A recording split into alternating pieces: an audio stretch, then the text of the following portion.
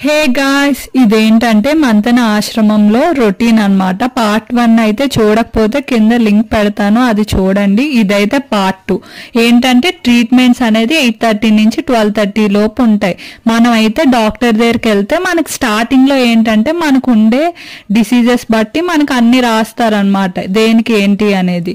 దాన్ని బట్టి డాక్టర్ మనకి న్యాచురల్ గా ఎలా తగ్గించాలో దాన్ని బట్టి ట్రీట్మెంట్స్ రాస్తారు. వాటికైతే మనల్ని పంపిస్తారు. 12:30 లోపే మనకు స్విమ్మింగ్ కూడా ఉంటది, లేడీస్ కి సెపరేట్ గా. మీరు కావాలంటే ఎప్పుడైనా మీ ట్రీట్మెంట్స్ గ్యాప్ దొరికినప్పుడు అక్కడికి వెళ్ళి చెయ్యొచ్చు. సో ఇదంతా అయిపోయాక 12 అయ్యేసరికి అయితే ఫుడ్ అయితే ఉంటది. ఫుడ్ అయితే నార్మల్ గా అయితే అన్లిమిటెడ్ ఉంటది.